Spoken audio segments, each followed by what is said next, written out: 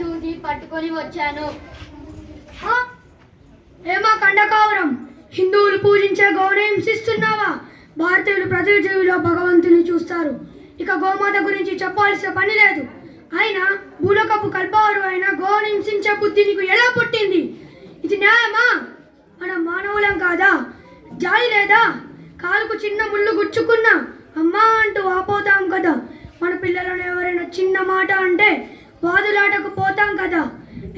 దిక్కులేని జంతువునే కదా కత్తి దూస్తున్నాము. క్షమించండి ప్రభు, మరలా ఈ తప్పు జరగదు.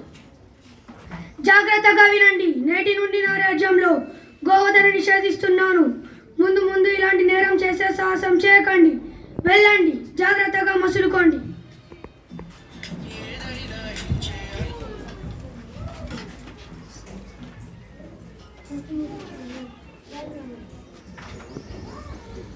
కుమారా, నీ తండ్రిని విడిపించడంలో నీ సాహసం ఎనలేనిది. శత్రువులను మట్టి కల్పించడంలో నీ వ్యూహ రచనలు సాటిలేనివి. జనని, అంతా నీ ఆశీర్వాద మహిమ. కొండన, రాజ్గఢ్ మరియు పూనా ప్రాంతాన్ని మొత్తం మన స్వాధీనంలోకి తెచ్చుకోవడంతో నా తండ్రి గారైన షాజీని ఆదిల్ షా మోసపూరితంగా బంధించాడు. నన్ను బెంగళూరులో ఉన్న అన్నగారు అయిన సంభాజీని పట్టుకోవడానికి ఆదిల్ షా 2 సైన్యాలను పంపించాడు. మేము ఆ 2 సైన్యాలను ఓడించి మా తండ్రిని బంధ విముక్తి చేశాము. శివాయ్, నిన్ను చూస్తే గర్వంగా ఉంది. ఇది ప్రారంభం మాత్రమే. ఎత్తిన నీ కత్తి ముష్కరం, లేచ, హూన, యవన శత్రువులను తరిమి కొట్టేంత వరకు దించవద్దు. ఈ దేశ దాస్య విమోచనకై, హైందవ జాతి ఉద్ధరణకై, సంస్కృతి సంస్కార జాగృతికై, ఆలయాల పరిరక్షణకై నీవు పాటుపడాలి. ఆ భవానీ చరణములు నమ్మి ముందుకు కదలాలి. జనని, నీవు చిన్నప్పటి నుండి నేర్పిన పలుకులు, మంత్రాక్షరాలు నా జీవితానికి దీపములు. నీ అడుగుజాడలో నడిచి జాతికి, సంస్కృతికి ప్రగతి మేడలు నిర్మిస్తాను. ఈ భూమిపై నడిచే ప్రతి స్త్రీలో నిన్నే దర్శిస్తాను. జనని, భారత సంరక్షణకై నీవు వేసే ప్రతి అడుగుల్లో నీ పిలువునే స్మరిస్తాను.